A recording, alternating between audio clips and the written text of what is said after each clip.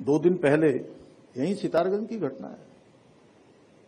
यहाँ की एक बहन जो है इस लिव इन में चली गई और अब जब खोजबीन शुरू होने लगी तो पता लगा कि उसका तो गला काट के उसको डाल दिया है।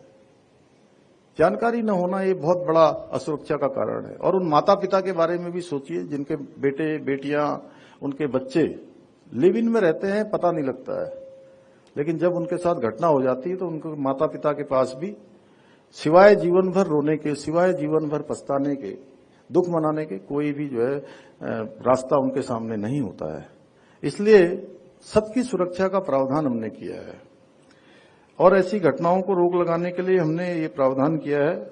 इसके साथ ही यदि लड़के या लड़की की उम्र 21 वर्ष से कम है तो उनके माता पिता को भी सहमति को भी उनका अनिवार्य किया गया है इसमें। और लिव इन का रजिस्ट्रेशन होने के बाद रिश्ते में कोई विवाद होता है, महिला साथी को कानूनी तौर पर गुजारा भत्ता प्राप्त करने का भी अधिकार मिलेगा। इसके साथ ही इन संबंधों में जन्मे बच्चों को भी उनको भी वैधानिकता मिलेगी। उनके भविष्य का भी प्रावधान किया गया है कि वो संपत्ति में उत्तराधिकार के पात्र होगा। भाइयों बहनों, हमने एक बार पुनः सिद्ध किया है कि यदि नियत साफ है और जनभावना साथ हो तो कोई भी बदलाव असंभव नहीं है, कोई भी काम किया जा सकता है। और हमारे प्रधानमंत्री जी के नेतृत्व में देश के अंदर ऐसे अनेक काम हुए हैं, एक के बाद एक कानून। अभी देखिए आप, कल ही हम लोग चर्चा कर रहे थे वन नेशन वन इलेक्शन जैसे ऐसे क्रांतिकारी अनेक कदम उठाए जा रहे हैं।